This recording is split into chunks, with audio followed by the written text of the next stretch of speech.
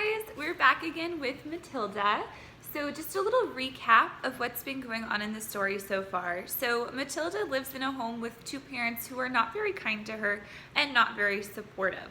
So every time they've been rude to her, she's been playing little tricks on them to get them back. So far she's glued her dad's hat to his head, and she has put a parrot up the chimney to make her parents think that someone had broken into their house. Today we have one more trick from Matilda. We're just going to read one chapter today. The Platinum Blonde Man. There was no doubt in Matilda's mind that this latest display of foulness by her father deserved severe punishment. And as she sat eating her awful fried fish and fried chips and ignoring the television, her brain went to work on various possibilities. By the time she went up to bed, her mind was made up. The next morning, she got up early and went into the bathroom and locked the door. As we already know, Mrs. Wormwood's hair was dyed a brilliant platinum blonde, very much the same glistening silvery color as a female tightrope walker's tights in a circus. The big dyeing job was done twice a year at the hairdresser's, but every month or so in between, Mrs. Wormwood used to freshen it up by giving it a rinse in the wash basin with something called Platinum Blonde Hair Dye Extra Strong. This also served to dye the nasty brown hairs that kept growing from the roots underneath. The bottle of Platinum Blonde Hair Dye Extra Strong was kept in the cupboard in the bathroom, and underneath the title on the label were written the words, "Caution, this is peroxide. Keep away from children." Matilda had read it many times with fascination. Matilda's father had a fine crop of black hair, which he parted in the middle and of which he was exceedingly proud. "Good strong hair," he was fond of saying, "means there's a good strong brain underneath." "Like Shakespeare," Matilda had once said to him. "Like who?" "Shakespeare, Daddy." "Was he brainy?" "Very, Daddy." "He had masses of hair, did he?" "He was bald, Daddy." To which the father had snapped, "If you can't talk sense, then shut it." So there's Matilda's father, so proud of his hair.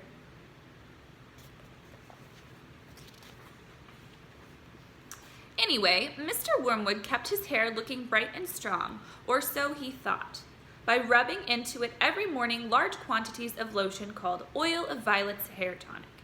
A bottle of this smelly purple mixture always stood on the shelf above the sink in the bathroom, alongside all the toothbrushes, and a very vigorous scalp massage with Oil of Violets took place daily after shaving was completed. This hair and scalp massage was always accompanied by loud grunts and heavy breathing and gasps of, "Ah, that's better. That's the stuff. Rub it right into the roots," which could be clearly heard by Matilda in her bedroom across the corridor. Pause. There's her dad's morning hair care routine. Now, in the early morning privacy of the bathroom, Matilda unscrewed the cap of her father's Oil of Violets and tipped 3/4 of the contents down the drain. Then she filled the bottle up with her mother's Platinum Blonde Hair Dye Extra Strong. She carefully left enough of her father's original hair tonic in the bottle so that when she gave it a good shake, the whole thing still looked reasonably purple. She then replaced the bottle on the shelf above the sink, taking care to put her mother's bottle back in the cupboard. So far, so good. At breakfast time, Matilda sat quietly in the dining room table, eating her cornflakes. Her brother sat opposite her with his back to the door, devouring hunks of bread smothered with a mixture of peanut butter and strawberry jam. The mother was just out of sight around the corner in the kitchen making Mr. Wormwood's breakfast, which always had to be 2 fried eggs on bread with 3 pork sausages and 3 strips of bacon and some fried tomatoes. At this point, Mr. Wormwood came noisily into the room. He was incapable of entering any room quietly, especially at breakfast time. He always had to make his appearance felt immediately by creating a lot of noise and clatter. One could almost hear him saying, "It's me, here I come. The great man himself, the master of the house, the wage earner, the one who makes it possible for all the rest of you to live so well. Notice me and pay your respects." On this occasion, he strode in and slapped his son on the back and shouted, "Well, my boy, your father feels he's in for another great money-making day today at the garage. I've got a few little beauties I'm going to flog to the idiots this morning. Where's my breakfast?" "It's coming, treasure," Mrs. Wormwood called from the kitchen. Matilda kept her face bent low over her cornflakes. She didn't dare look up. In the first place, she wasn't at all sure what she was going to see. And secondly, if she did see what she thought she was going to see, she wouldn't trust herself to keep a straight face. The son was looking directly ahead out the window, stuffing himself with bread and peanut butter and strawberry jam. The father was just moving around to sit at the head of the table when the mother came sweeping out from the kitchen carrying a huge plate piled high with eggs and sausages and bacon and tomatoes. She looked up. She caught sight of her husband. She stopped dead. Then she let out a scream that seemed to lift her right up into the air, and she dropped the plate with a crash and a splash onto the floor. Everyone jumped, including Mr. Wormwood. "What the heck's the matter with you, woman?" he shouted. "Look at the mess you've made on the carpet." "Your hair!" the mother was shrieking, pointing a quivering finger at her husband. "Look at your hair! What have you done to your hair?" "What's wrong with my hair, for heaven's sake?" he said. "Oh my God, Dad, what have you done to your hair?" the son shouted. A splendid, noisy scene was building up nicely in the breakfast room. So there's Mrs. Wormwood dropping the food all over the ground. Matilda said nothing. She simply sat there admiring the wonderful effect of her own handiwork. Mr. Wormwood's fine crop of black hair was now a dirty silver, the color this time of a tightrope walker's tights that had not been washed for the entire circus season. You've dyed it!" shrieked the mother. "Why did you do it, you fool? It looks absolutely frightful. It looks horrendous. You look like a freak." "What the blazes are you all talking about?" the father yelled, putting both hands to his hair. "I most certainly have not dyed it. What do you mean I've dyed it? What's happened to it? Or is this some sort of stupid joke?" His face was turning pale green, the color of sour apples. "You must have dyed it, Dad," the son said. "It's the same color as Mom's, only much dirtier looking."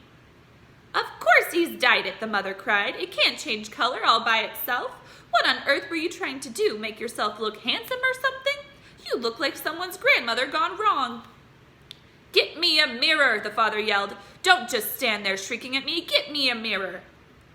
The mother's handbag lay on a chair at the other end of the table.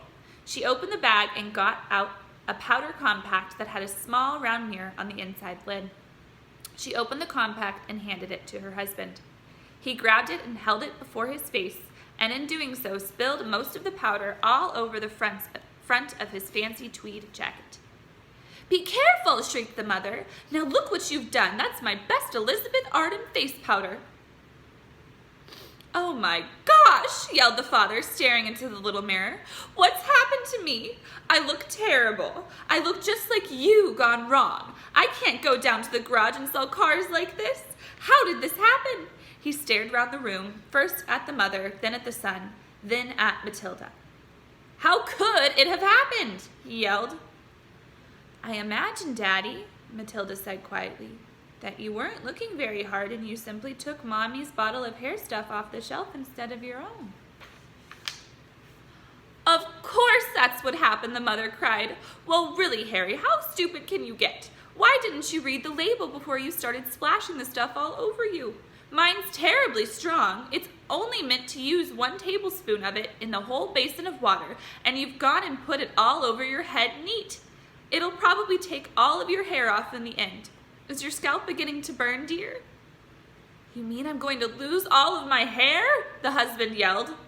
"I think you will," the mother said. "Peroxide is a very powerful chemical. It's what they put down the lavatory to disinfect the pan, only they give it another name." "What are you saying?" the husband cried. "I'm not a lavatory pan. I don't want to be disinfected." "Even diluted like I use it," the mother told him, "it makes a good deal of my hair fall out. So goodness knows what's going to happen to you. I'm surprised it didn't take the whole of the top of your head off." "What shall I do?" wailed the father. "Tell me quick, what should I do before it starts falling out?"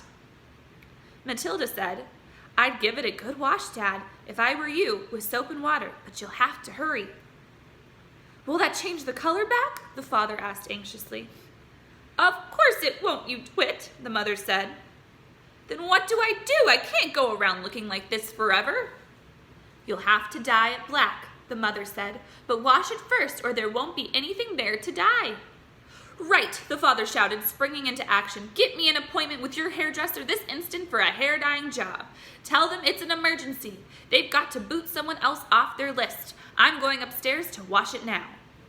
With that, the man dashed out of the room, and Mrs. Wormwood, sighing deeply, went to the telephone to call the beauty parlor. "He does some pretty silly things now and again, doesn't he, Mummy?" Matilda said. The mother, dialing the number on the phone, said, "I'm afraid men are not always quite as clever as they think they are. You will learn that when you get a bit older, my girl." And there's Matilda, proud of herself after she pulled that trick. All right, that's the end of our chapter for today. Tomorrow we will read 2 more, and we will start tomorrow with Miss Honey. I hope you guys are having an amazing day. Bye!